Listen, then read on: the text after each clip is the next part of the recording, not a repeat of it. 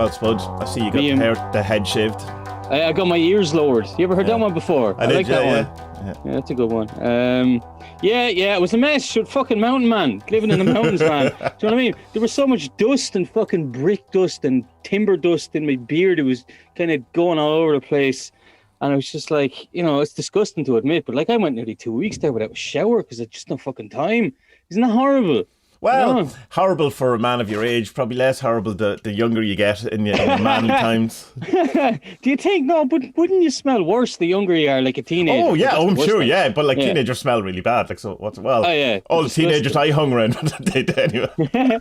But like, I'm just in work clothes all the time. So like, there's no one around me. Come home, change my clothes, wash my hands and face. I'm grand again. You know what I mean? Yeah. Maybe. I don't know. Whatever. No one was like running away from me because I smell bad. They were running away from me because I'm a foreigner, but that's normal in Poland. There is the whole thing of that it's a pandemic and a lockdown and they're not able to run away from you.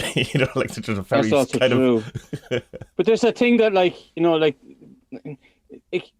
there was stuff starting to come out there for a couple of years saying that you shouldn't be washing your hands so much because we've become too clean and we're susceptible to viruses and stuff like that. And then the pandemic comes along and wash your hands every 2 minutes. Wait, no.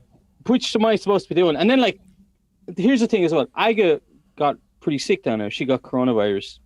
Even the lads, there was an ambulance called out. The lads said, yeah, look, we're 90% sure it's coronavirus. No one else in the house got it. I didn't get it. Father not but again. You've already had it twice, so at this stage, well, yeah, I've already had it, yeah.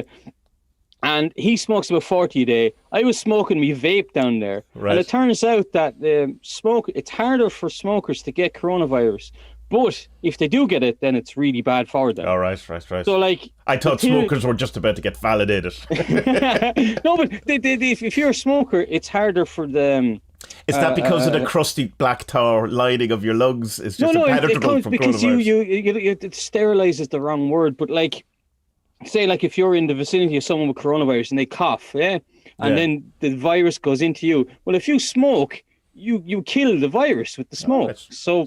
Smoke on, everybody. Kill the virus, kill your lungs. You only need one, don't you? No, that's a kidney. No, here's one for you. You can do one lung, but it's not pleasant. Here's the thing for you, just to show you that sometimes mistranslations happen. The way in English you have kidney beans, the red beans. Oh yeah, that look like kidneys. Yeah, so in Poland they're not called kidney beans, they're called red beans because they're purple, But nice cashew nuts are called kidney nuts. Okay, all right. Obviously someone made a complete fuck up of an order one time. And look, I'll have 10 tons of kidney beans there. Shit. Well, they look kind of like beans, but they're nuts. Fuck it, he'd be all right, So, in Polish, they're called kidney nuts and not cashew nuts. And there's another one as well, tea. Tea has, similar names across the word, like tea and even, chai. It's similar enough. And a lot of the Slavic countries around us here, it's called chai. Polish, herbata, hoi. And no one has a fucking clue. It's herb. It translates as herb drink. Herb drink. Because what's that? Herb drink. Grand. That's what it is now. Yeah.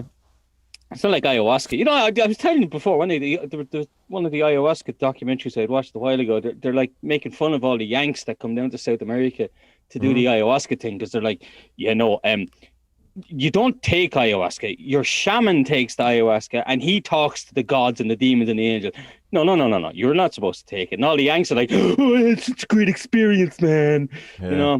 Still want to try it though. I'll try to be one of those. Well, I don't know because I'd probably freak myself out. Although, they say you can't do that as easily on ayahuasca as you can on the... I don't know. I don't know, man. I don't know. It's like I've had a couple of bad kind of psychedelic experiences.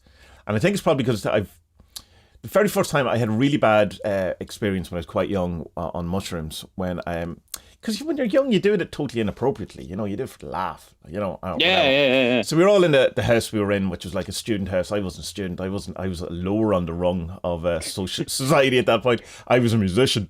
And, but whatever. I thought you were going to say bouncer. Well, I was at the time. Well, no, it was later. So I was like just the worst piece of dirt going around. But we decided where, I don't even know where we got them, but we decided we were going to take them. And it was like, 11, half 11 at night, which is, all of the wrong things you're meant to do. And then so we took them and then watched this kind of magic program, or, a magician who was doing this thing where he was cutting his arms and he was like, there was blood and it was all very strange. And it's like, but the thing that happens to me is that I get this kind of deja vu thing, which is obviously my brain starts lagging. So I'm a couple of seconds behind everything. So everything just feels like, has this already happened?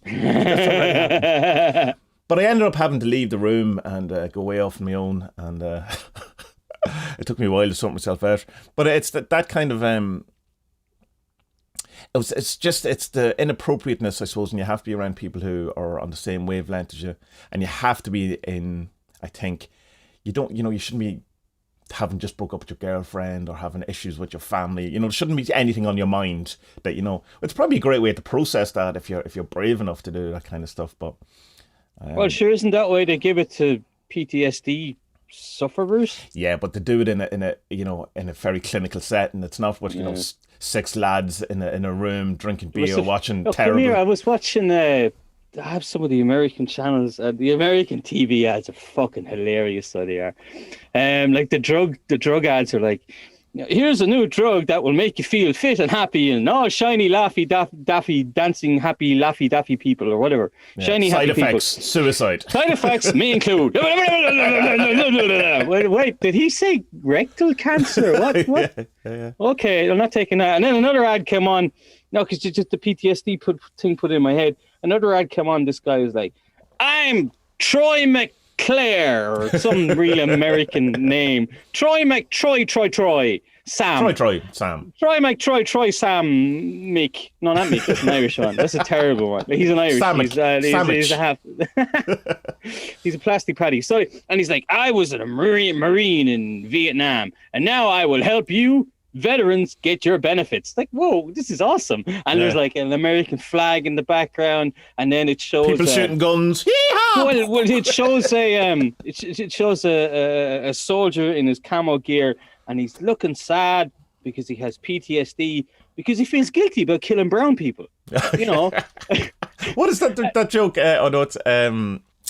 It's Scottish comedian. What's his name? Billy Connolly. No, the other one, the nasty one. Frankie Boyle. Frankie Boyle goes, yes, so the Americans go to war and have a bad time, and then they come back 20 years later and make a film about how killing all the native people made the soldiers feel bad. It's true, though. I was reading something because look, obviously there are genuine people who suffer PTSD from stuff they've gone through, but the vast amount of people who have PTSD, they have it from shit they've done. Or seen, which scary. is the other thing. Yeah, but that's what I mean. Yeah. So the first type is they've had shit happen to them, or they've been around something, they've seen it kind of by accident. They've seen someone getting beheaded, like just walk into a room and they whoa, or else. But like the vast majority of people, it's shit you've done. Here's some drugs for you because you feel sad about the horrible thing you did. It's like, I don't know. I mean, maybe you should kind of have to live with that suffering because you did something horrible. It's kind of, I don't know, it's that kind of thing where when you're in a situation where, something like, say, a war. I've never been to war, obviously. Look at me. I wouldn't survive. That, the rules kind of change and stuff. And so that what's acceptable within a certain parameter is unacceptable. So it's kind of, I think it's, well, I agree with you. It's like kind of, you can do things, excuse me, in a moment, and it's then, you come back and 10 years later you go, what the fuck did I, it's the Jordan Peterson thing of don't fool yourself into thinking you wouldn't be a Nazi, in 1940s Germany, because you probably would be. But the PTSD is an interesting one because the kind of, it took so long to come out because, it was you weren't allowed, have any emotional problems as a man. You know what I mean? Like, and that it was like, oh, you just don't talk about it. And, all that kind of, it's like the same, I suppose, in the fire brigade in Ireland. You have to do some sort of counselling after you see things, my father-in-law was high up in the fire brigade here, and he just never talked about any of the stuff he's seen, but I'm sure he's seen desperate and things like where someone was telling me where you have to go to the body that is most likely is unconscious. So, they, needs the attention first. So you have to kind of walk past people who are with spikes through them or something like that, something terrible to get to the person who might, that has to be just horrific shit. I don't know. Yeah, but the war PTSD. No, I do agree. Yeah, no, fuck the military, man. I've just no time for anyone that's in the army. I'm just like, what the hell you do? Like, you get paid to kill people. Shut up. You know, it's horrible. Why would you ever? I used to know soldiers in mines, but like they're Irish soldiers, they're not proper fucking soldiers, are they? Although, like you hear people say, Lebanon, bought some bootleg Beatles tapes and came back and sold them. No, but like you hear some people say, "Oh, the Irish Rangers, they're among the best like paratroopers in the world." It's like, yeah, but they don't really matter, do they? It's not like the fucking American Marines. Oh, but they go and they train the Marines. Do they really, or do they not just train with the Marines the odd time? I don't know. Like I remember as well going to school with a fella who went off to join the Navy or the Army at 16, 17 as a trade thing. You do that in Ireland, don't you? Yeah. And I was like, let's talk to him. I was like, why are you going? Like, yeah, but you have to do 10 years and then you get money for the rest of your life or something. Well, yeah, that was it. Like, you know, he said that there's a great pension. I was like, you're fucking 16. Who cares about a pension? You know what I mean? How wrong was I? But it's kind of like, yeah, but I was like, yeah, but like, what if you have to go off and kill someone sometime? He's like, well, that's not going to happen. Yeah, but it might happen. Yeah, and it's more likely that it's going to happen to you than me. Yeah, exactly. Like, I can't, it's just something I can never get in my head. It's like, why would you ever go off to willingly know that you might have to kill someone for a politician? But you see, there's the other type, there's the personality. Well, number one, they don't see it as a politician, they see it as the country. So, because that's how they get you. But it's like that. It suits a certain personality trope or whatever that, you know, to like where it horrifies you. There's probably an excitement for, you know, when you ever see interviews with people who are like, there was one that came up on my YouTube feed and it was like how I broke the world record with the longest kill shot, but you know, a sniper. And he was like really into it, and he was like, oh, and I was going like, this is so weird. Like this is man. Yeah, this is unbelievably weird. And it was like it was a sport, or it was like you know, how I managed to, you know, paint this great graffiti on this wall, and there's some technical look at me. things. I killed a goat herder fucking 3 miles away on a mountain. Whatever, even if it was like, you know, I don't know, a nuclear scientist. See the nuclear Well, okay, I mean, if it was the Queen of England or Boris Johnson, then that's kind of cool, like, you know. No, I'm only messing. Don't kill the Queen, she's too old. She can't die anyway, come on. She can't die. There's another the good season die of that. young. Look at the Queen, you know. Another couple of seasons to get out of that TV show on Netflix. They need her to hang around for a while. It's just something like, and there's another thing as well, like with the American military, like so much of it is a kind of false military, because it's like, hey, illegal immigrants, join the military, we'll give you a passport. I was going out with a girl years ago, and her father wanted to be a helicopter pilot, but he failed the exams in Ireland to get onto the courses or whatever, and he's like, fuck it, I'll go to America. And he obviously didn't pay too much attention to the news or anything, because it was just before Vietnam started. No one's seen that coming. Yeah, so he ended up having to do 2 or 3 tours of duty. But it's the same thing for becoming a doctor. I know a fellow who couldn't get into any Irish or English medical schools to become a doctor, so he went off and joined the American forces. Right. And if you do whatever it is, it's a shorter course, but it's intense, obviously. You're on the front lines kind of thing. But if you do that thing, it's shorter, and you're a doctor anywhere in the world. You know, it's the same with the helicopter thing. If you get onto their thing and become a helicopter, then you recognize a helicopter pilot anywhere in the world. And then he ended up getting these mad jobs, doing the helicopter stuff for people who are just as evil as the American military, the fucking oil industry. He was bringing people to and from oil rigs in Nigeria. Right. Fucking pirates, fucking shooting up things. And, honest to God, mad stuff. Absolutely mad life he's had. But like, still, I just can't get it. I'd hate to have to be in a situation where it's like, I have to kill someone. Fuck that. Like, what's okay? Unless someone's coming at you with a knife.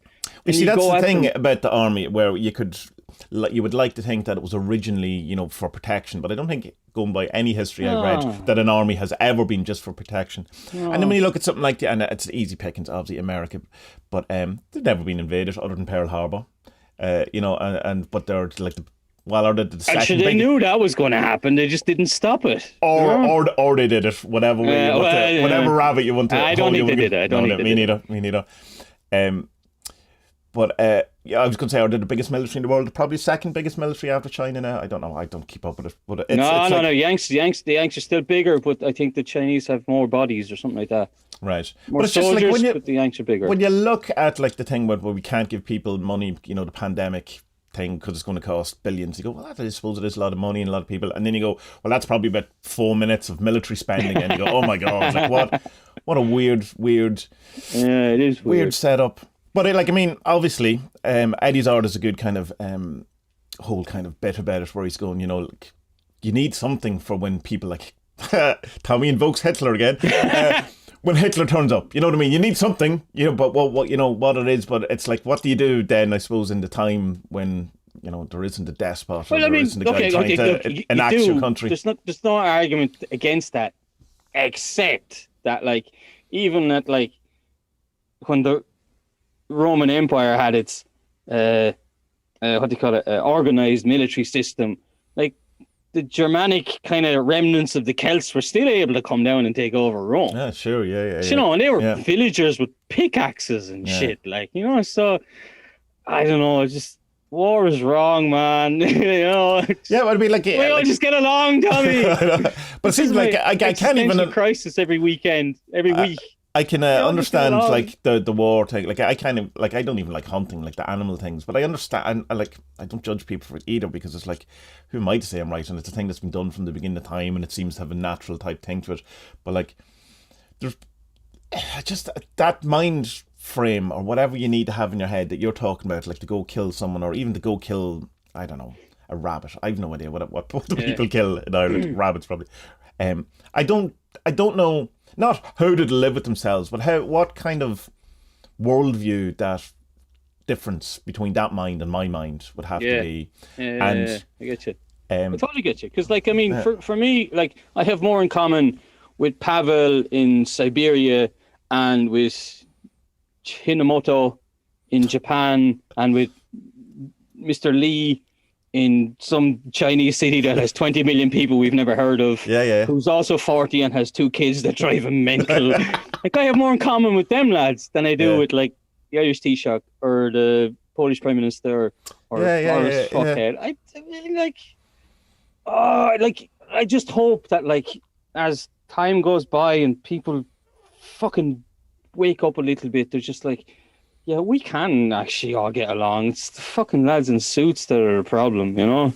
Come the revolution, Tommy! Yeah, but I mean, that's it. I mean, and that's anarchy, isn't it? Like, in anarchy, we've kind of a weird sense what anarchy is, but it just means no rulers. Like, well, or no rules, I suppose, in the sense. Do you know what? I saw a good thing about anarchy one time, and it was explained, because, like, people don't really get what anarchy is, but, like, if you go to a post office and you line up in an orderly queue, right, that's anarchy. Oh, it is. Because total anarchy. Because you've gone in, and or a doctor's waiting room is the same thing. You've gone in, you realise, well, I'm not next, but I'm before the person who comes in after me. Yeah, right. That's, you're setting up a kind of structural rule without anyone telling you. That's a form of anarchy. Do you know? Do you ever see any of those programs where to get people to go into rooms and everyone's in on it other than them, and everyone else just things really strange, like when the buzzer goes off, everyone stands up, and it takes like 2 times for it to happen for that person to then fall into suit. Oh, really? And start doing it. Yeah, it's really, really quick. Apart from, there's obviously always one dude, you know, is like at those rallies who doesn't, you know, do the seagull salute. There's always like some guy there, and he's just going, I'm not standing up. Yeah, I'm not doing that. But you know that, like, that's the likes of me and you. We're like, no, fuck that. I'm not. I don't know. I would like to think like that, but in case there's a camera. But I don't know. I'd say I would fall for some of it. It depends. Like, it depends on, I suppose, the rapport in the room, or, you know, like the kind of the situation. You know, if you're highly anxious or something, you're probably more likely to follow. Go with it, but if you're like kind of, if you've just, you know, come out of a 10-day Vipassana retreat, you might have a less. It would depend as well if it's fun or not, because, like, if people stand up and they kind of like touch their ankles twice and their elbows twice, and it looks like a dance, you're like, well, that is kind of cool actually. But if it's like, Sieg Heil, kill the Jews, you're like, no, I'm sorry, Adolf, I'm not buying this, man. This is no crack. I could be at home watching X-Files. You know, what the hell? X-Files. How old am I? Nobody watches X-Files. I don't even know what's on telly anymore. Football. Could be watching football. You know, I don't get it. I don't get it. There was a funny one with the young lad the other day as well. We're trying to explain to him that the village we were in, because they had this tradition in Poland. St. Nicholas's Day was the other day. It was Sunday, yeah? Mm-hmm.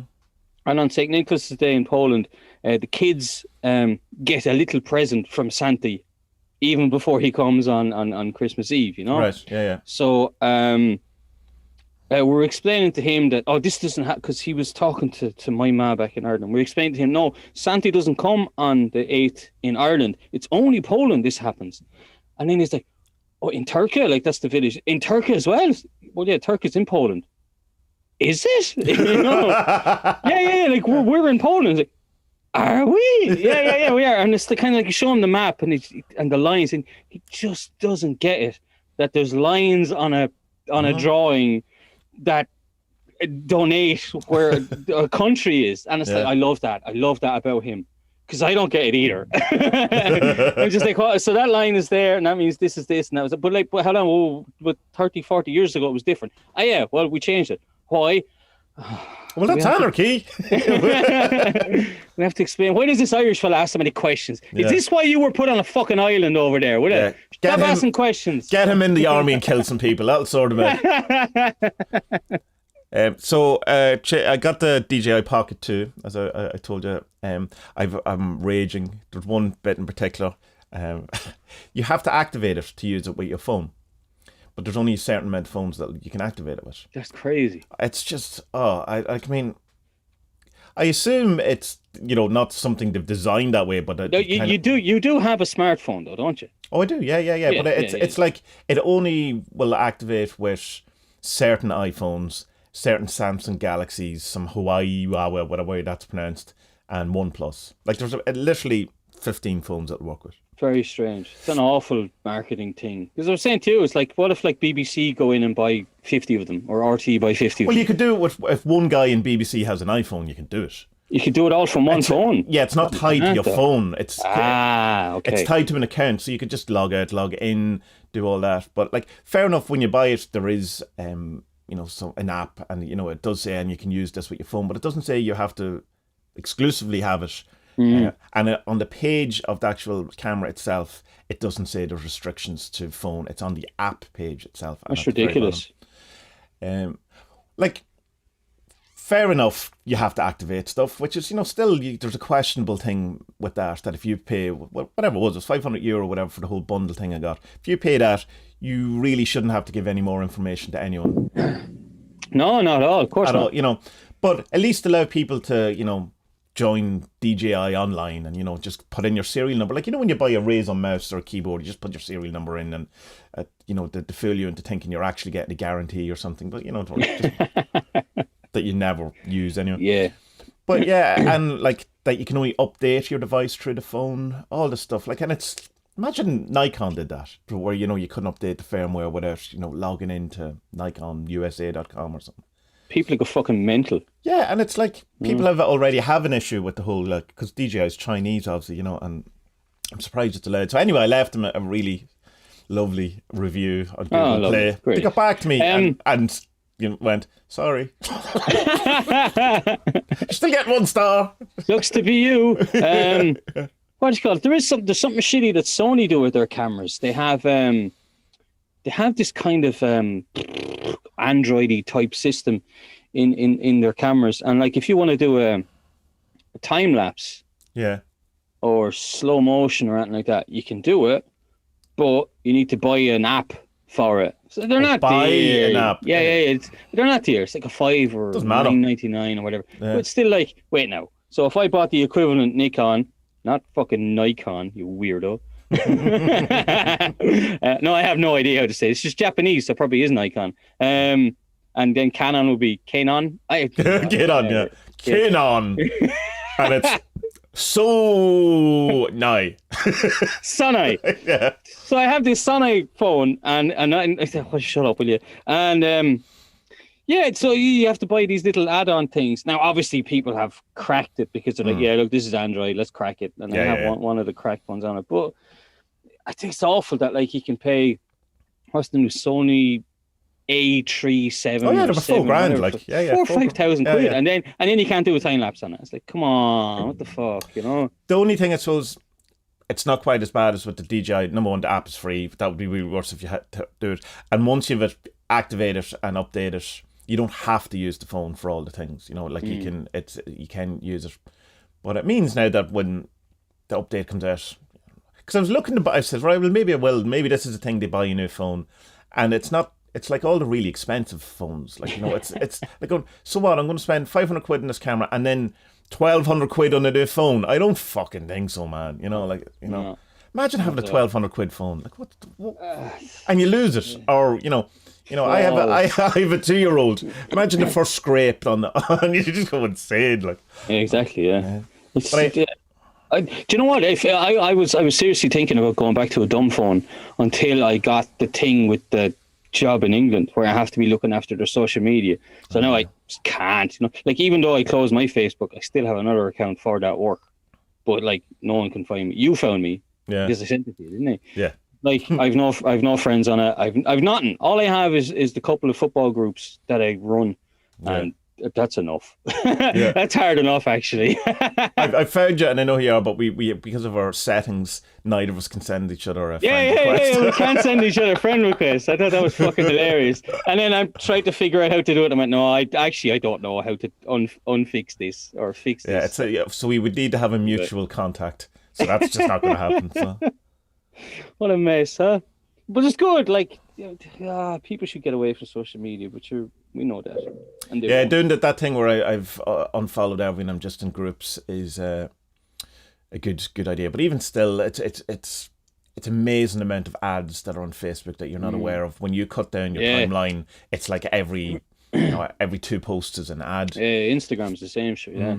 And everything on Instagram is a scam, from what I can see. Every single ad that's on it, like, oh, you know, here's this back massager, and then you go into the comments, this is just a copy of Jim's back massager. It didn't turn up. I bought this 3 weeks ago. It didn't turn up. I bought it 6 months ago. It didn't turn up. There was one I saw a while ago, but there's some type of writer's typewriter that is something that all the hipster nerds are supposed to be in love with.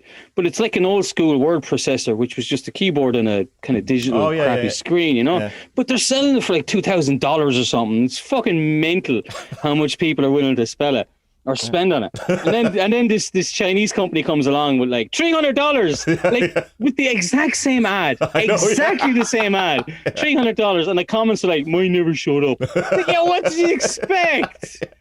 You know, like, losing our money. Not that I've obviously spent far too much money on stupid things over the years. I have a didgeridoo beside me. Well, no, I didn't buy that though. I didn't buy that in fairness, but I did ask for it. Yeah, amazing. But it's good for my lungs, apparently. You know. Yeah. Put a bong up to it. See. That's definitely been done. There's no question that loads of people have got stoned from a didgeridoo. Yeah. Should give that a go then. I don't want to be drilling any holes in it or anything, but there's got to be a way. I'll find a way. Just put into Google how to make a bong out of a didgeridoo. I'm sure there's any amount of YouTube videos that'll tell you. Probably. You know? There was something on the tip of my tongue there and I lost it. No, hit that. Oh yeah, people are doing I see the banishing thing has come up again on the. That's what I was on Discord. Yeah. I mean, so the way we done that challenge of the Star Ruby, I was thinking like, I think it might be interesting to do like a vow of silence for a week and see what happens. Only speak when you're spoken to, or only like, you know, only like respond to texts when you get them or emails. Don't send anything. I was just send something. I was like, I might give that a go. But then this morning I forgot about it. Immediately. Completely forgot. But then it's the kids and it's like, okay, how could you actually do a vow of silence for a week? No, but I don't know. If you set up rules for it's like, right, I'll only speak when I'm spoken to, I think it might work. Yeah. But like, how would you will get the accusations of, what's wrong with you? You're in a mood. No, I'm not in a mood. No, but what's wrong with you? I've taken a vow of silence. What? No, but the conversation still goes. If they're asking you stuff, then you can keep it going. But like, I don't know, might be either bliss or absolute hell. I wonder one how it other way go. to do it would be to do periods of the day where you don't do anything. So you say between 10 and noon, I'm not going to talk at all, and just hide in your room for 2 hours. Really easy for me to do extended periods of silence, but considering I just sit in the room on my me own. too, I For this. suppose. I'm now that I'm home, I'm completely on my own all the time. I've been reading the banishing thing came up from Foolish Fish, didn't it? Yeah. These videos are great. Yeah. They're really, really good. And there's something interesting with this. It was this book I'm reading. Because remember, I told you ages ago that rather than reading a young book, I'd want to read some of the books about him first. Yeah. Because I have this thing. It's kind of like when you're studying a book in school. Usually the book that's about the book gives you what the book is about. Because they're able to explain it a bit better or whatever. So I have this book, and I didn't bring it with me, which I was supposed to do. But it's about active imagination and dream interpretation, all that stuff. And the active imagination stuff is very much astral traveling. It's exactly the fucking same, like just by a different name, just with a more kind of sciencey sounding name, And like it even talks about like there's the thing with the astral projection when you meet something or someone. Ask it its name. Right, okay. Because it can potentially fuck with you if you don't get its name. And it says the same thing here, but with Carl Jung's active imagination. But it says that you should identify yourself first and then ask the other entity its name. Yeah. And it doesn't really say that if you don't get a name, move on. But it kind of says that if you're coming at each other or things are coming to a head, then you can move away. It's the fucking same thing, like it's mad. I suppose the only difference is that like the active imagination is firmly based within your own head, whereas arguments could be made for all of this, but that astral projection is kind of usually purported as being you going outside your body, that you've been some sort of released into the astral plane or whatever, and both sides can argue differently, because you can kind of go, or is Jung active imagination within the collective unconsciousness and conscious, and therefore is that not kind of external to his brain? Blah blah blah blah blah. Yeah. But I suppose the astral projection too that people talk about is literally, coming out of your body and going to your ex-girlfriend's house and, scaring her by standing at the end of the bed, going, "Oh, you forgot about Dre." What are you saying, Angel? Take out my eye? Fix her. I need to take out my eye to win my girlfriend back, because she'll feel sorry for me, and then she'll poke my eye socket or so. What was it? I don't know. There's definitely a skull fucking joke there. I should probably move along. Very strange people out there. It's a very good book, though, and I'm after flying through it. It was one of the things when you're going through a book and you're like, this is a bit of a slog now. I'm only getting 20 or 30 pages done a day, and then suddenly you're like, oh shit, I'm nearly finished. How'd that happen? That's great. So I must.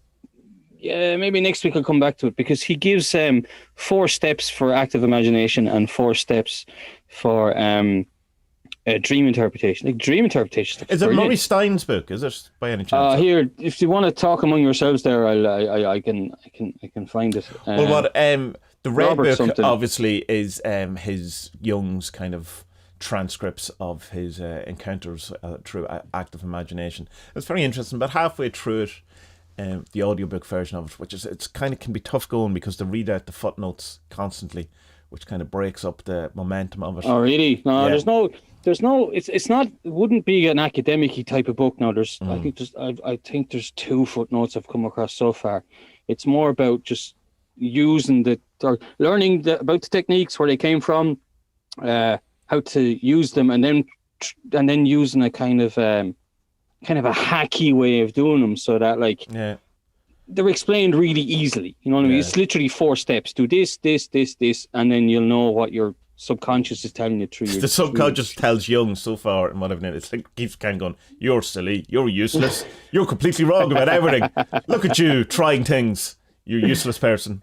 Only it's a bit more severe than that in some places, but it's interesting.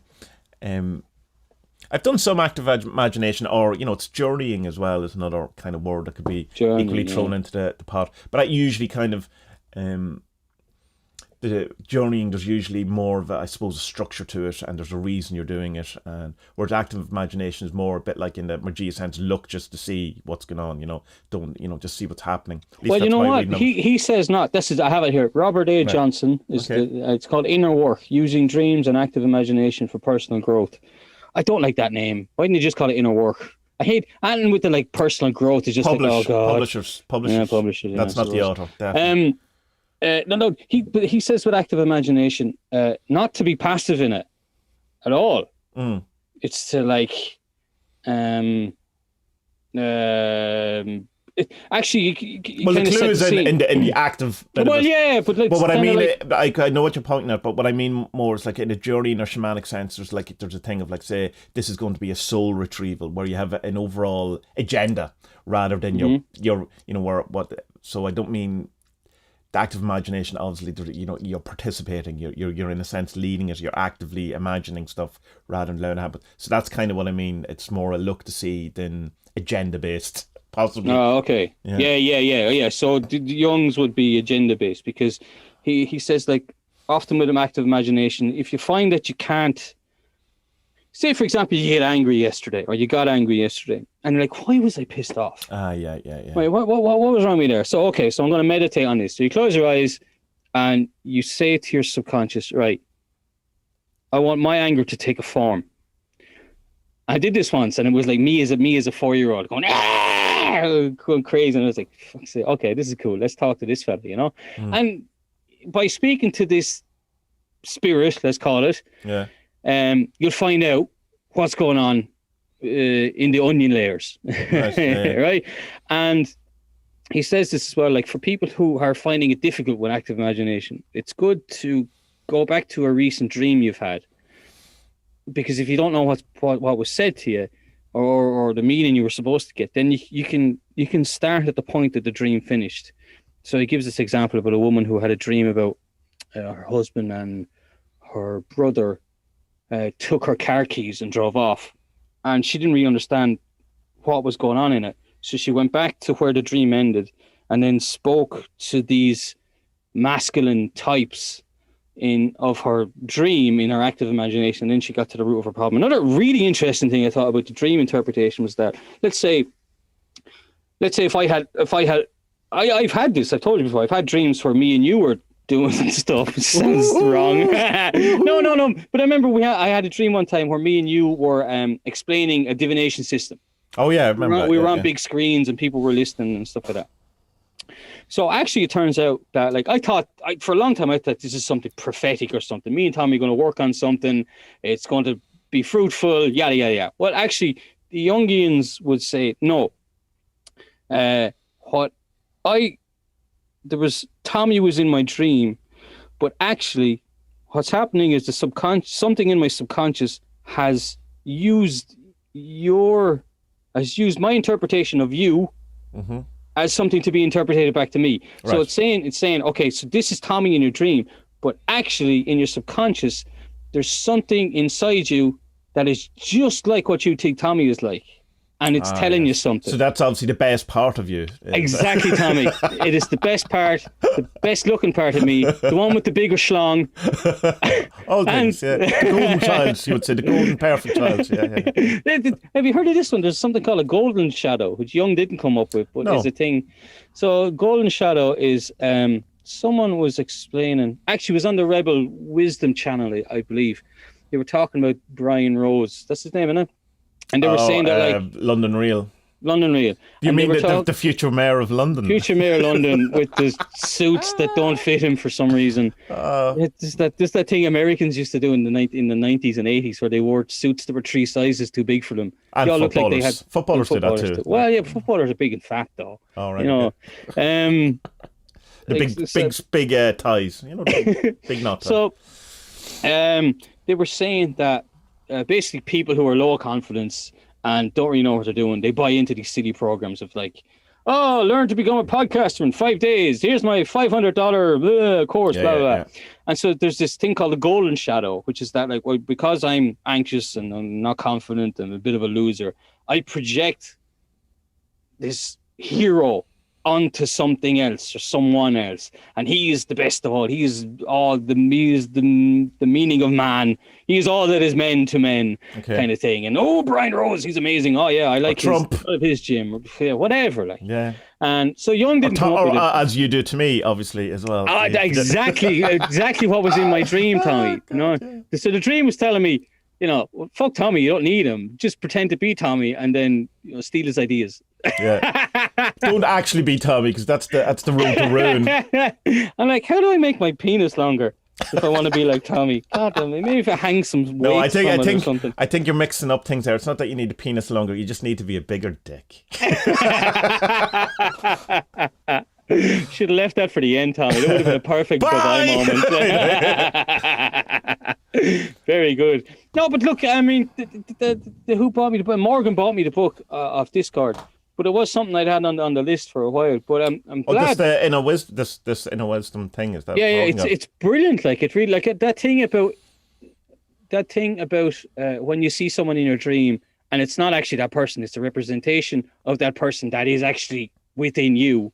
Right. That fucking blew my mind, because it's like, think of all the times you've dreamt about someone and it's like, no, actually, it's not that person. It's what that person is. Yeah, but you can go further than that, because the way the lesser is found in the greater and the micro and the macro. That obviously then works across real life too, in that the person you think of, as your dad is not your dad. It's who you think your dad is. It's your interpretation of it. So it continues in that, in the great thing. And I remember doing the therapy stuff as well, and that being kind of being brought up and stuff like that, and that that all of these things, it's like, you're arguing with people in your head, or you think it's not really them, it's your kind of your relationship, or your creation, or your version of it. I mean, that's tough too, because like the people still did the things, you know what I mean, or it can't be taken away. But I suppose it's with all of these things, it's the conclusions that are brought from these things is where the problems kind of lie, rather than actual situations themselves. But it's an interesting one, like the whole representation of, in dreams. And I think that's where, like the dream dictionaries fall apart for me, because I would put them kind of mostly in the same type of thing as, star signs and newspapers and stuff like that, which kind of, has degraded astrology. Yeah. It's like, obviously a ladder means something completely different to you than it does to me. Now, there will be overlap, because, there's a function to a ladder that's, indisputable. But, or, like a star or a pancake, it has to mean something completely different to you, to me, So if I have a dream about... Wait, who told you about my pancake fetish? Who the fuck... who knew about the golden pancake? He knows about the golden pancake. How did you know that every Saturday night I like to be covered in pancakes and maple syrup? I'm in your head. I'm in your head. Oh no, some fucking voodoo dolls. Actually, it's you who making me doing it. I'm just sitting there with a pancake and a knife and just stabbing it. Pancakes over voodoo dolls of Spud. Your Funko Pop Spud limited edition. See, every time you shave your head, I get the hair sent to me, and I just mix it in with the batter. It's proper sympathetic magic. I control Spud. I'm going to make him watch terrible telly now. Just put it in front of like X Factor. The pancake. Can't give me a longer schlong. So mean. Spud. Today is Enlightenment Day. Today marks the anniversary of when the Buddha sat under a tree and said, I'm not getting up until I know what's going on. So it's Bodhi Day. Not interesting, considering we had attempted to talk about a bit of Buddhism last week, and it just got way late this week. And that's that's strange, huh? Yeah. Come here. I had set up something to watch last night, and then I went to bed. I forgot, and it was Alan Watts' thing, like Tibetan Buddhism 101. I thought, yeah, all right, cool. I listened to that in the morning, and then I realized, fuck, I had 3 football interviews, and I needed the articles I needed to write. So again, it was pushed back. I didn't get to listen. So Tommy, you're going to have to explain to me. Well, you did here's the first caveat. I have discovered that whenever you attempt to talk about anything Buddhist related, that it is the one that gets the most pushback and the one that gets the most pedantic people out to correct you. Of all things, like I've a million. And I bet you it's like white Buddhists and not like actual. Oh no, it's definitely Americans. Yeah, there's no question. Yeah, that's what I meant. So I've like about 1 million posts on our occult on Reddit's occult sub, and most is fine, but anytime I've even mentioned Buddhism, has got like. And come here. Let's really annoy them then. All right. Okay. Why is it okay to call Buddha, or why is it okay to categorize Buddhism under the occult and not say Islam or Christianity?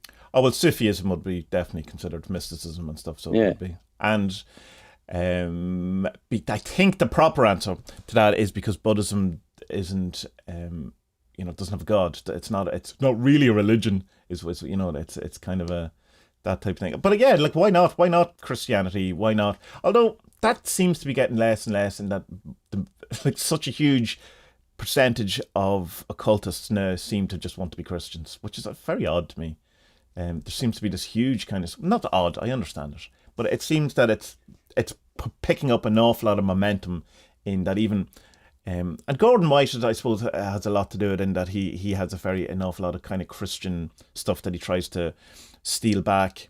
No, you're losing me now. Once you said that name, that's just, but anyway, oh no. But that's what I think where it started, like, not what it started, but that was kind of waving, the current, the kind of Case Magic seemed to want to reincorporate all of the stuff that it had at once.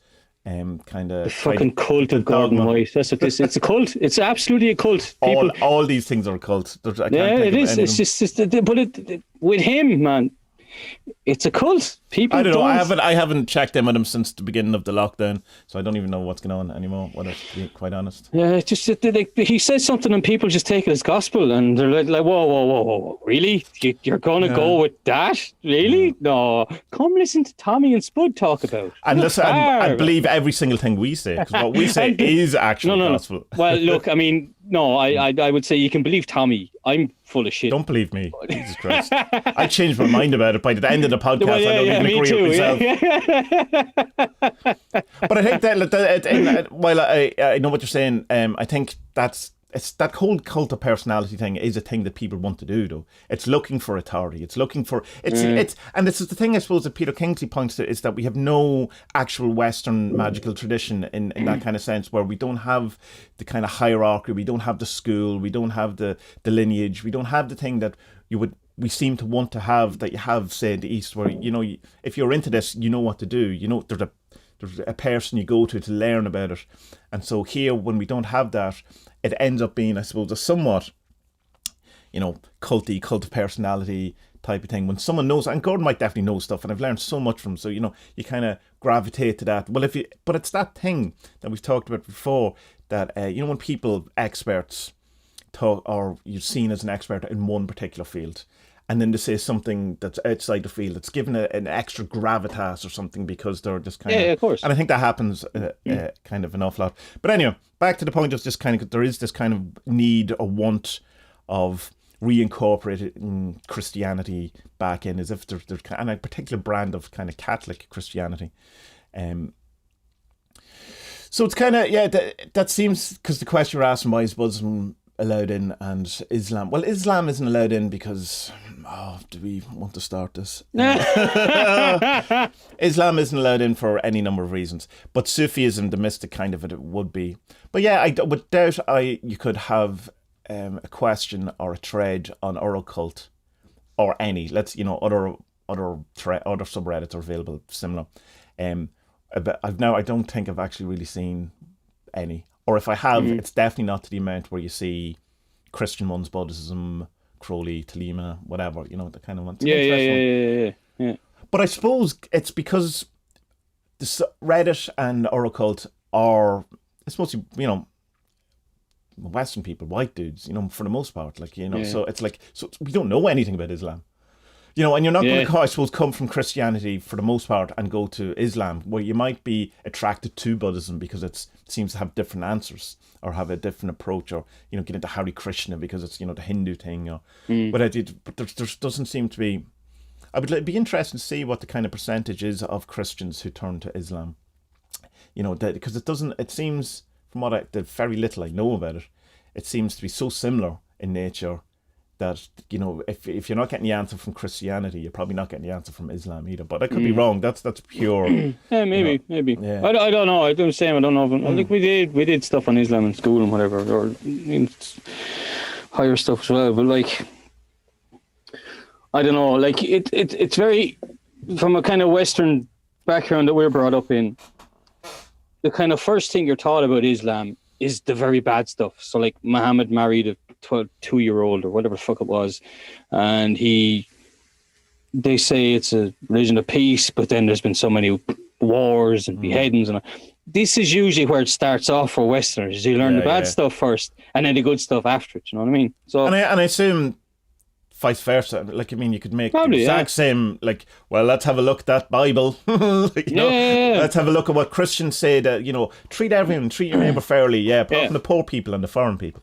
And I suppose it must be then like Buddhism. Buddhism is, for my little bit known about, is it's a bit more fluffy and mystical and like but it definitely does have its dark side. Like there's would say, no one has ever used Buddhism to, to massacre people. Yeah, it turns out to have. That's not true. Yeah, there's a few wars going on at the minute that aren't spoken about, because like isn't something like a third of the world at war with each other all the fucking time or something. Yeah, but Steven Pinker says that we're the least amount of wars going on at the minute, so God. Maybe, but like... my point is that could still be a third of us at war. Think of what it used to be like.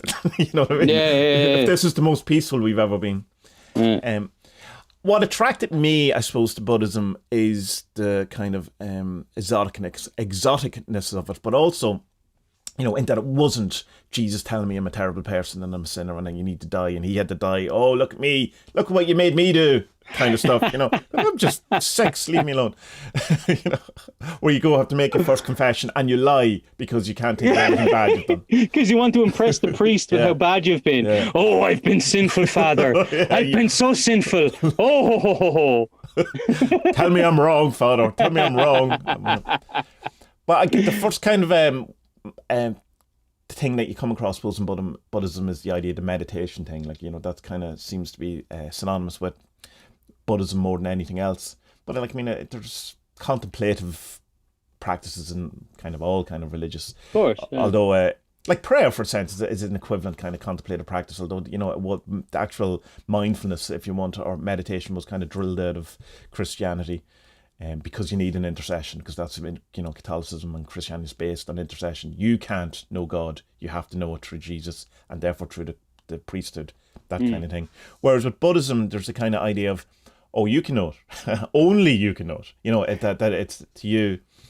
And the first person I kind of learned about Buddhism from was Alan Watts. And that was through a book on Zen, The Way of Zen. And so Zen has its own flavour. It's very different from, than other Buddhisms. And there's like any number of Buddhisms. Like the Tibetan Buddhism is different from Mahayana, different from Zen, and all these different things. But you had never really spent any time with it at all. I know who Buddha is. Like, I've met him a couple of times. It's grand for a few pints, like, But he owes me a $5. You know what I mean? I know.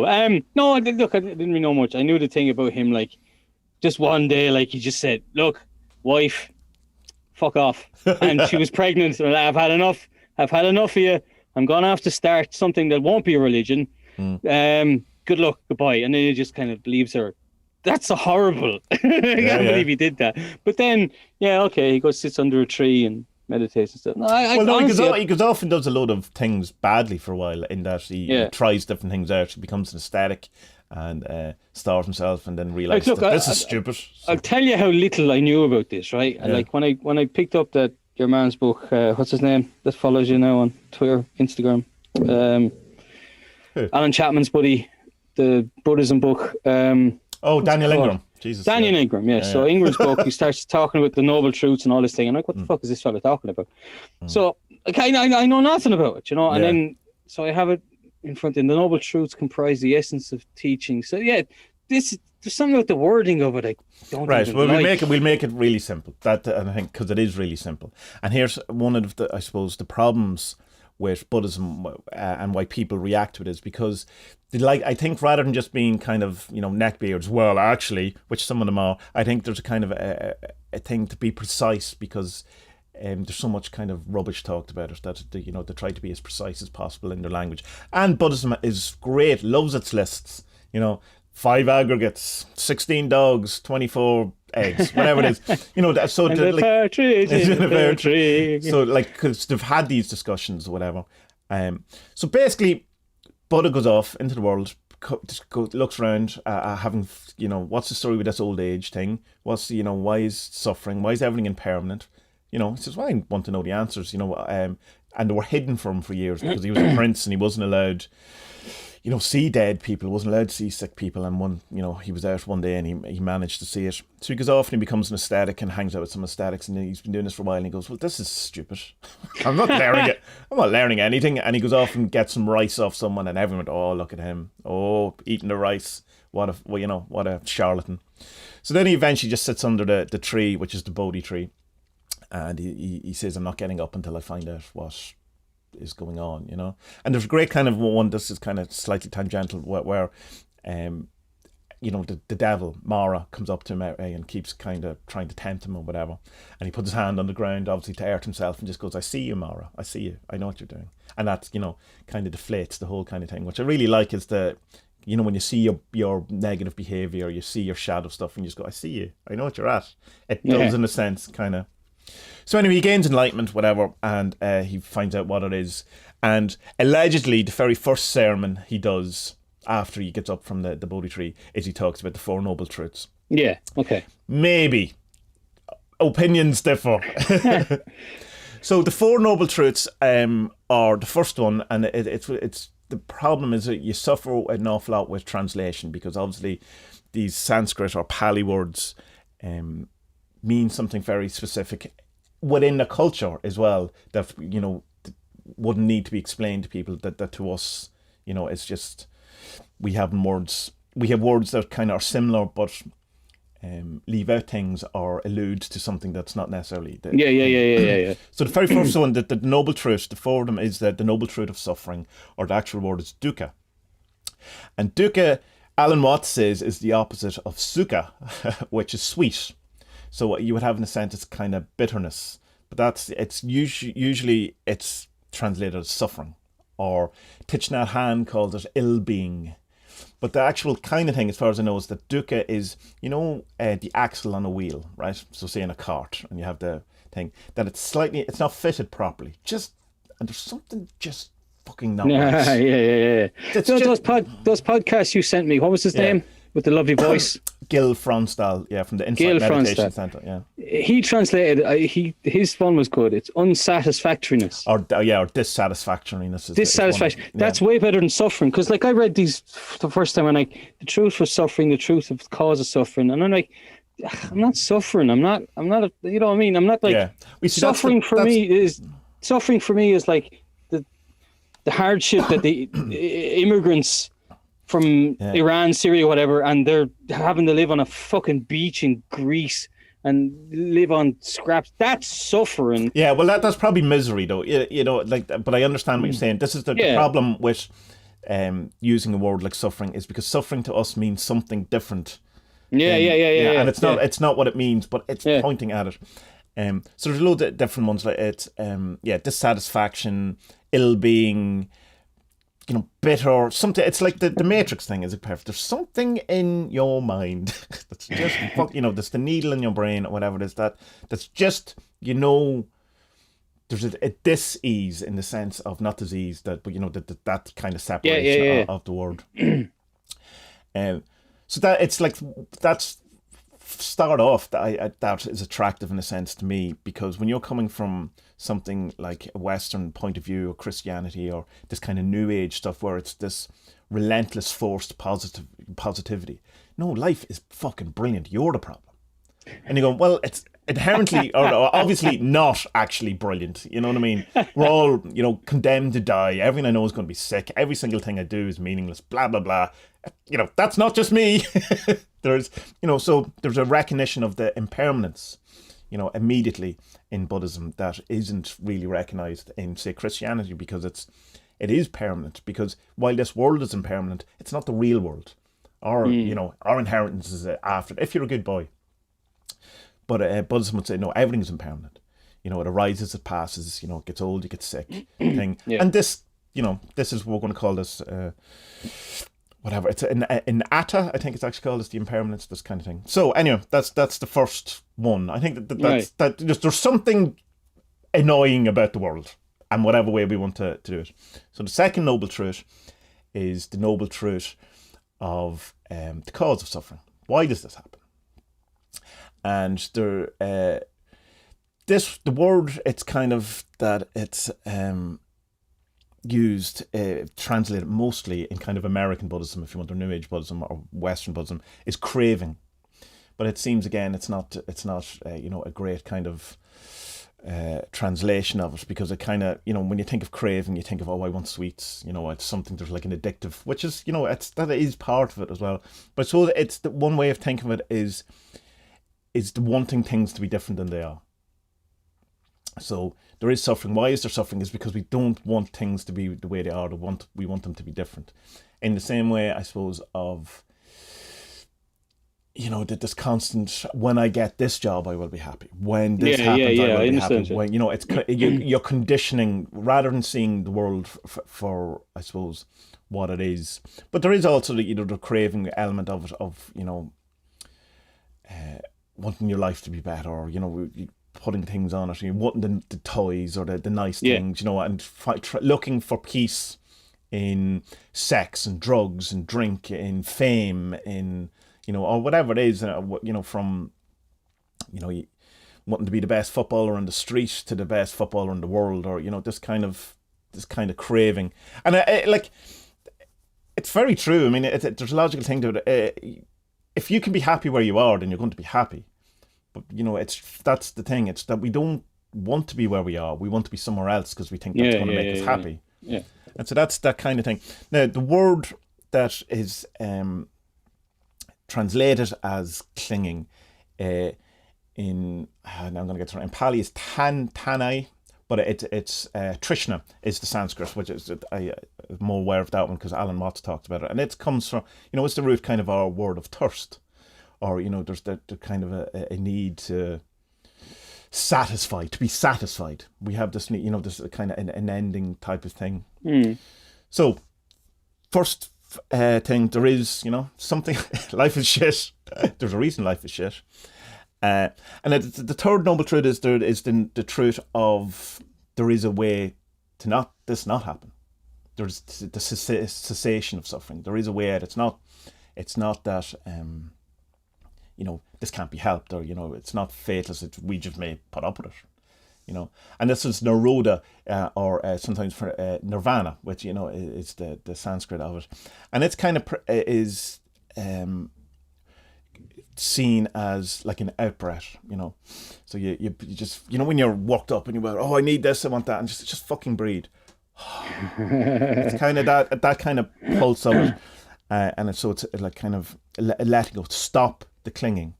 If we stop this clinging, if we stop this thirst, if we stop this kind of yearning, we're going to reduce our suffering, or we get out of it. Now, the clever people then go, hold on a minute, Mr. Buddha.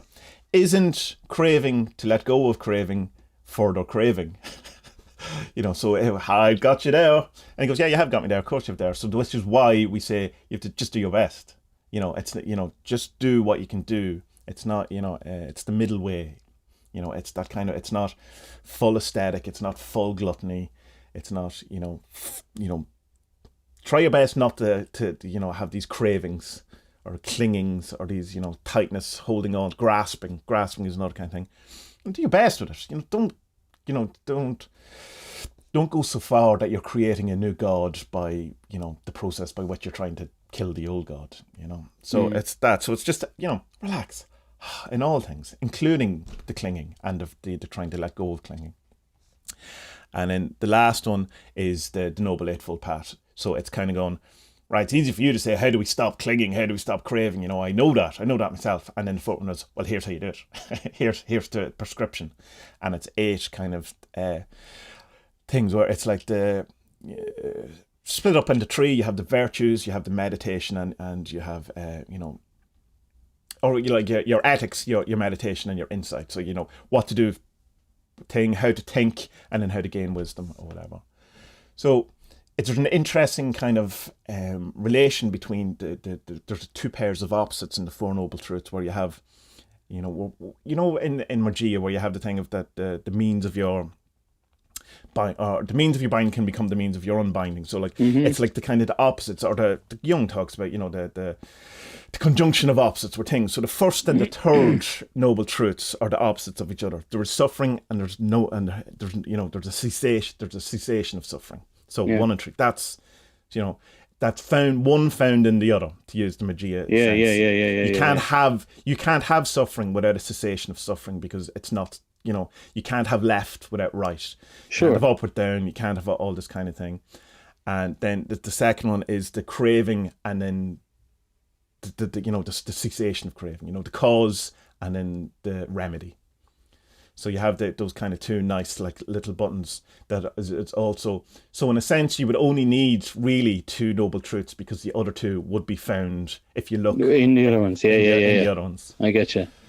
So the eight noble truths, or the noble eightfold path, you could that whole entire new podcast. That's just the general kind of thing of I suppose the basic, that even if you only ever knew that, you could probably increase, I suppose, the happiness in your life just by that, because it's obvious. Like, we know that when you hear it, you go, well, that makes sense.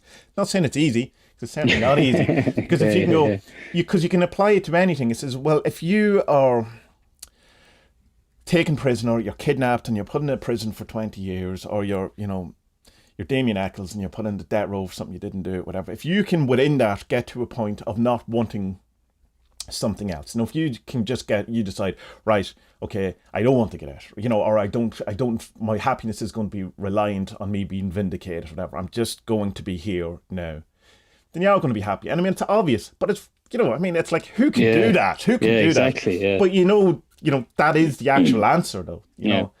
And so it's like certainly aspirational to be able to completely do it, but in the sense of that, to not let your clinging become a new clinging. Just do the best you can in the situation you find yourself, and when you do find that you're still doing it and you indulge in it, I suppose, don't also berate yourself for it either.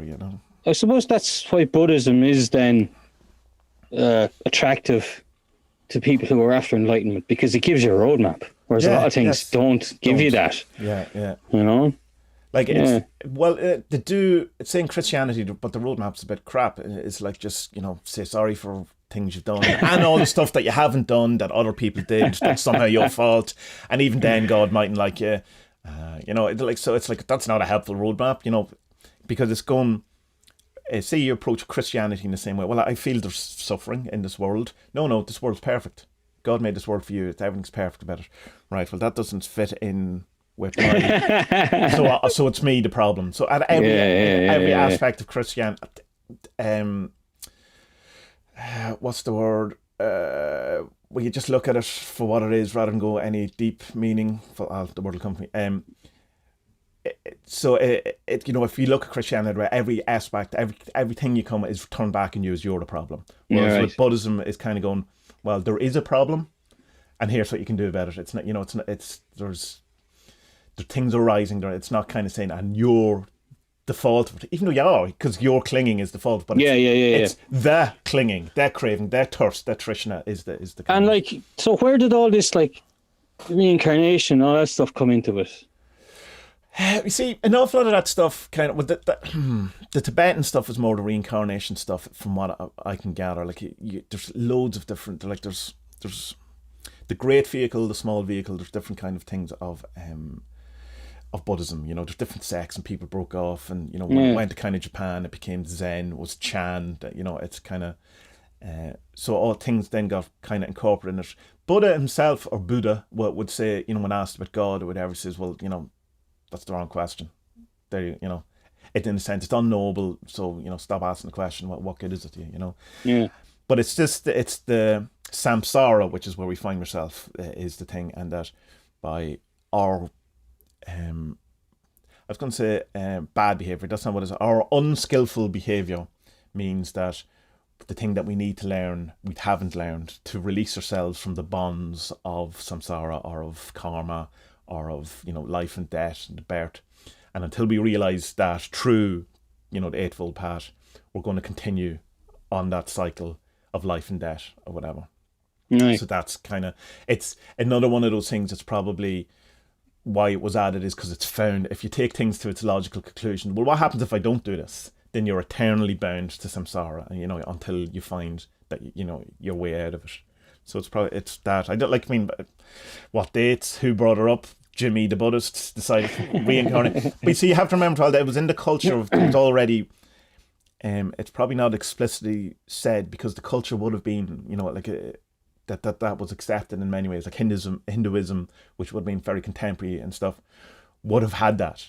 Asking someone in the Middle Ages, do you believe in God? Well, it's not a question, because that's the zeitgeist. I think that's my answer. Buddhists will tell me I'm wrong when I post this in our definitely. But I think it's definitely, that's my understanding of it. Yeah. And please do correct me if I'm wrong, or bring in other insights or whatever it is to it. I'm not. And saying... where does the vegetarianism come from? Is that's the belief that life is sacred? Like, well, no, that'll come from the Eightfold Path, in that do not kill, the rightful actions, right. But it's not because it's wrong in the sense of that it's morally wrong, or it's not wrong in the sense of that you'll get God will be angry with you. It's seen as it's going to hurt you. You're going to feel bad about it. It's like don't get angry and smash your PlayStation, not because that's a morally bad thing to do, but because you're going to suffer from not having a PlayStation. So if the death of the animal, it's that thing we were talking about earlier on, but it's something in my brain that I don't get how people can go hunting, because that would affect me. If I kill the animal, I would be distraught. It would create all these turmoil within me. So that's just saying, to avoid that, don't kill animals. It's not a. So it's okay then to kill an animal if you're hungry. I don't mean just a little hungry. You're fucking hungry. I was watching one of the Alaskan things last night, and these guys up in Alaska, they have to kill one moose a year. They have to, because that's their meat for the winter. And the whole show yesterday was about the 4 or 5 different families up there doing their annual moose hunt, which probably takes about 3 or 4 weeks to find a bull moose.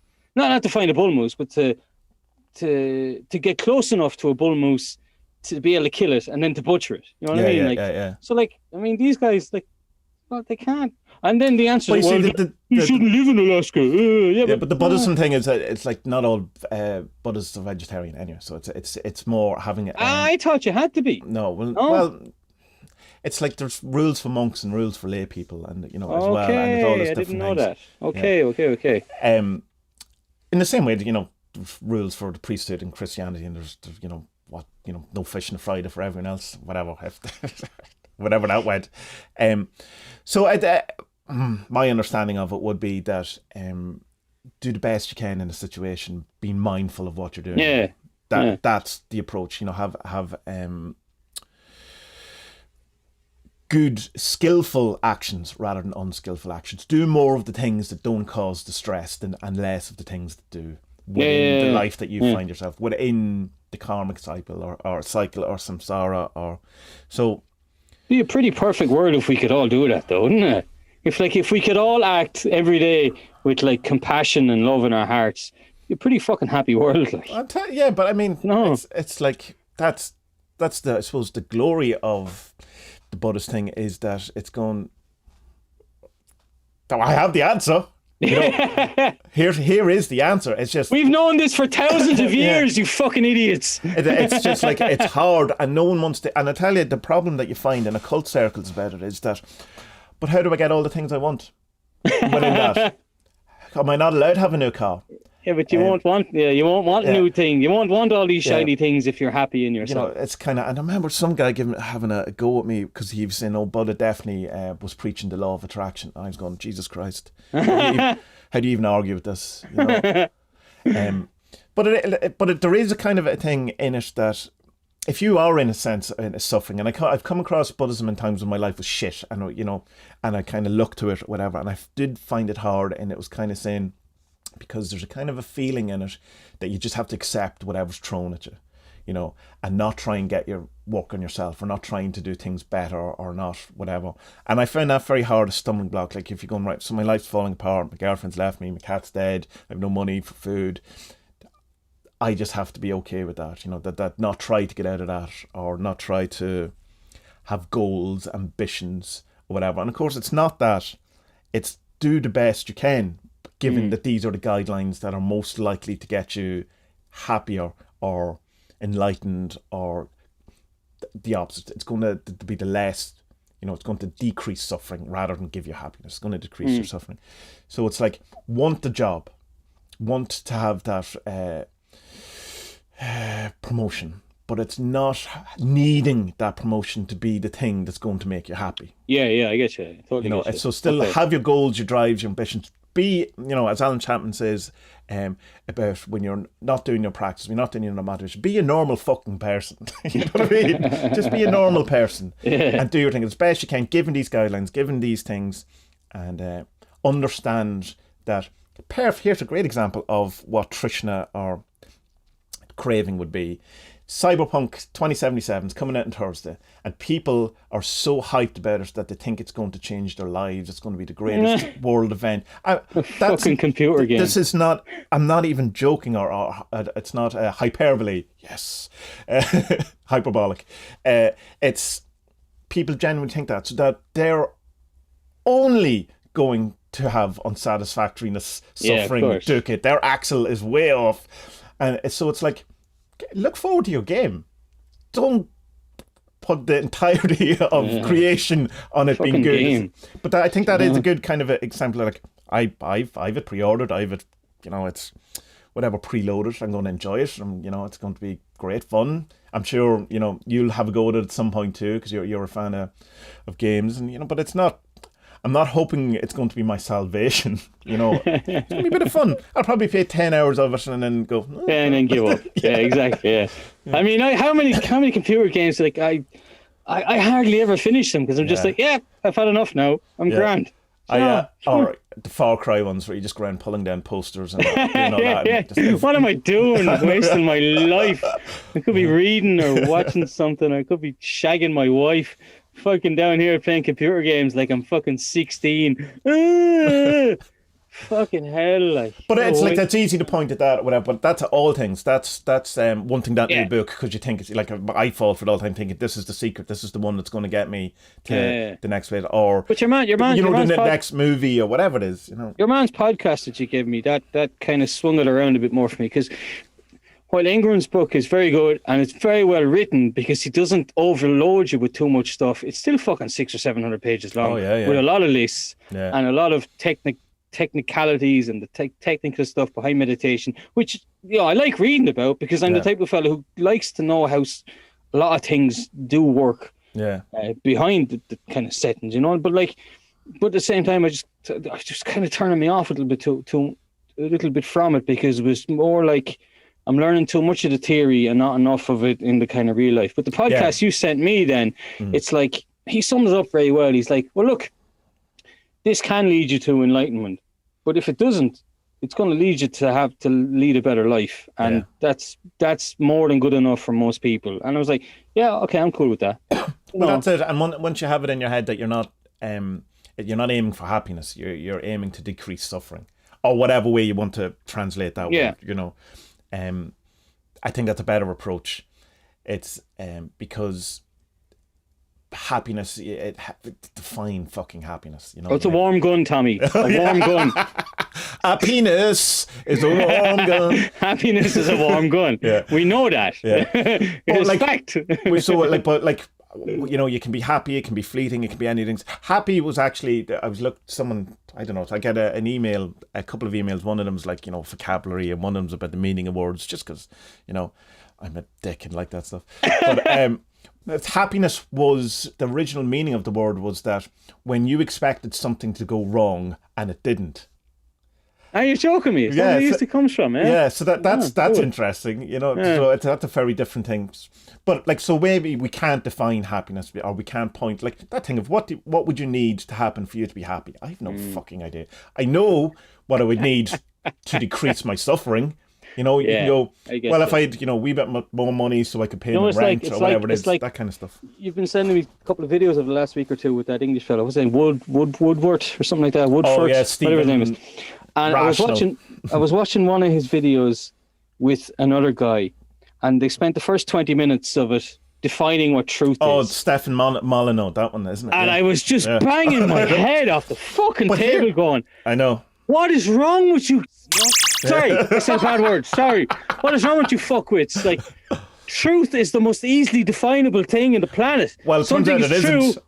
Well, for these fucking Egypts, something is true or it's not. That's what truth is. Well, you see, ridiculous. It's not quite as simple as that. No, it is.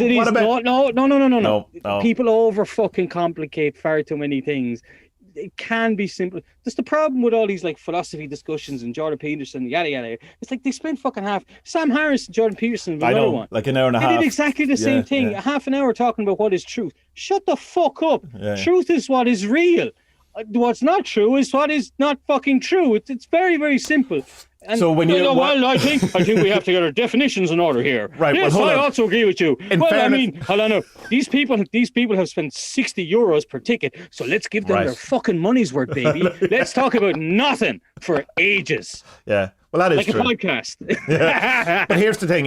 Just to give the opposing view, it's a chaos magic outlook, which I pointed out when I shared the video of what's his name, Stephen Woodward, and he was talking about Brett Weinstein's mythological truth, which is the chaos magic thing, that it's acting as if it's true, can get you the results.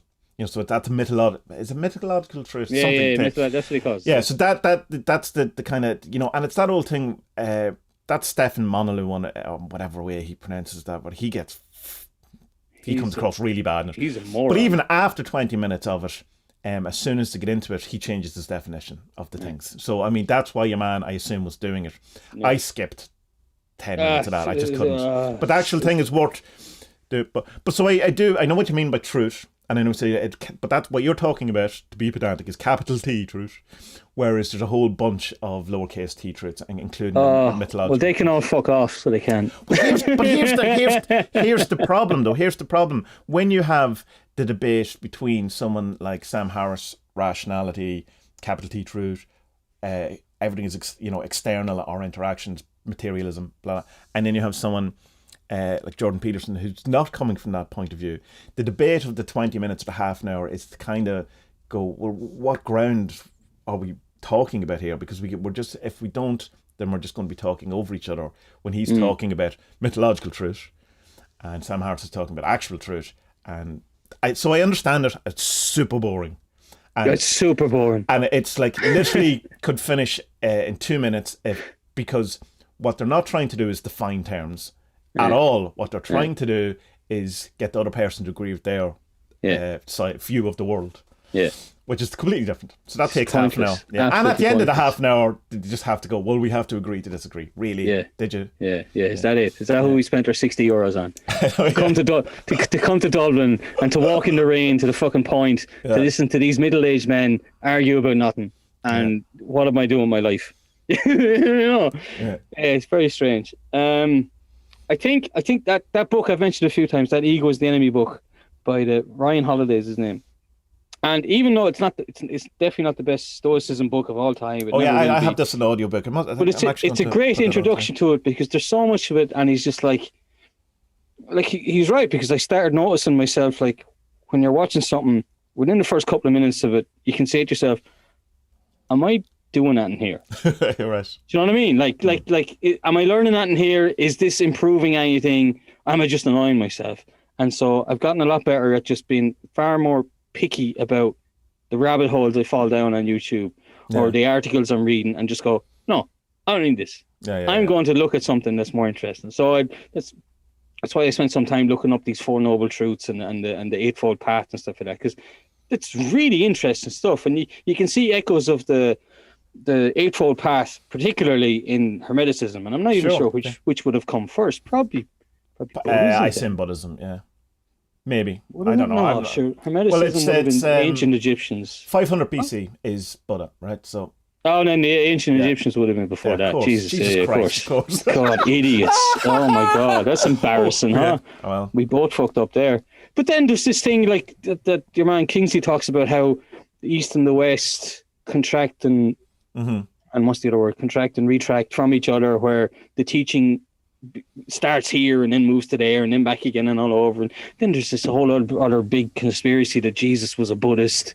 Where the fuck was he when he went missing for those 20 years? BBC documentary, it's on YouTube. Was Jesus in It's India? quite convincing, like. Yeah. You know, and then there's another one. There's another thing that Jesus is buried in Japan. He went off and became a farmer. Right. Yeah. Yeah, and he's buried it's just fan fiction by any chance. No, there's a gravestone, and it has the name Jesus in that language, Japanese. Japanese. It's not going to be in fucking English, like, you know. And so it's. Yeah, I think from learning a bit more about it now, I'm more interested in learning more about it. And rather than learning, say, all of the things about the meditation stuff, which is Ingram's book, mostly, maybe to get an overall better general view of it will be a better starting point for me. And then I can come back to Ingram's book. And the thing that you can get lost is in the lists of Buddhism, but it's more of a case of that you will start looking at these things and you'll go, but... And then the Buddhists go, but here's a list for you. Here's the answer to that, but, and it comes in the form of, the 5 hindrances or whatever, the 16 ducks, the 14 rabbis, whatever they, 5 gold rings. Yeah.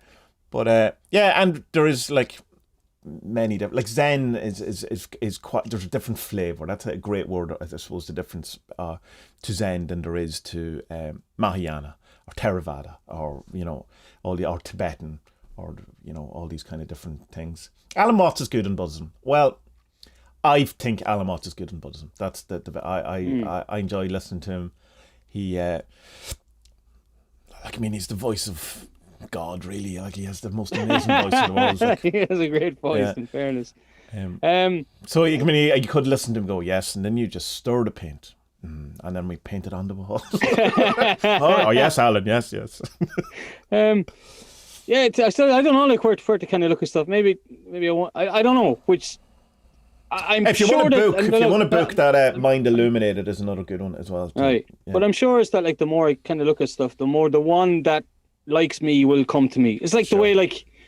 We did that thing about Hermeticism ages ago, and I was like, yeah, this is great. And this is in my early days of occultism, and I was just going, yeah, this is fucking speaking to me. And then the Tree of Life popped up, and this is also cool. I haven't had that with Buddhism yet, but I think as the more I kind of learn about it, the more you can see kind of similarities between the different kind of ones. Because look, they're all kind of saying the same thing, aren't they? That like, look, enlightenment is enlightenment is achievable. But you kind of have to figure out how everything actually works and is connected together. And even though it's all staring us in the face, it's blatantly obvious. We just can't see it. Yeah, we're just conditioned not to see it yet. Yeah. And I think that the more you learn about these different things, the more you will be able to figure it out. Yeah. I hope. That's it, yeah. Might get hit by a bus tomorrow, but sure, at least I had fun trying. But you'd be mindful of the bus as it crashes. No, but you wouldn't be mindful of it because you didn't see it. Oh, well, you'd have a mind splattered on it, then it would be. If, of course, the mind is located within the brain, other opinions are available. If I was the bus, how would I hit me? Hard. I become one with the bus. Yeah. Cool, Tommy. I'm going to go and learn more about it this week. One YouTube you should check out is Guru Viking. He's some really good interviews. He's the guy who did the Daniel Ingram interviews, and he's done a host of other ones. Guru Viking. God, he sounds like a Nazi though.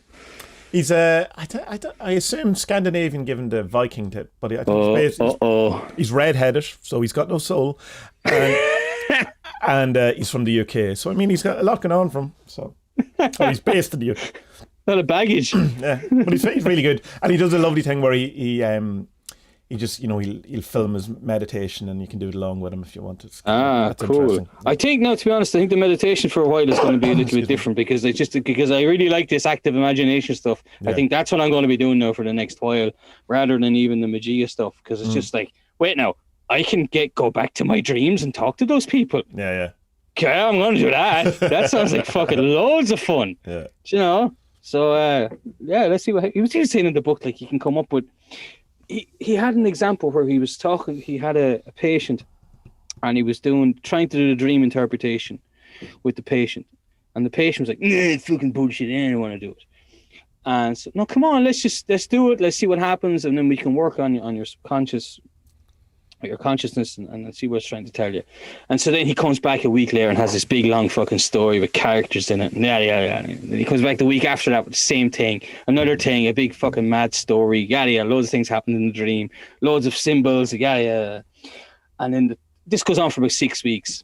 And then on the final of the 6 weeks, he puts down his journal and says, "Ha! I was fucking with you the whole time. See, this is proof that Jungianism is a whole load of bullshit. It's nothing." And so the psychologist sat there, said nothing. Let the silence become awkward, and then the man started weeping, crying. It's all true. Oh, no. It's all true. And your man's like, see, like this is active imagination right happening there, because that you imagine all these things, so they're real to you. And he's like, I know they are. This is all like it's. And he said from that day on, his life was just totally different. He became more in tune with himself. His life got better. His wife did leave him for his brother, but that's a different. Imagine he had told him all these dreams or whatever, and then the psychologist went, "No, come down from that mountain and tell me about your father." And I'm banging your wife. Bye-bye.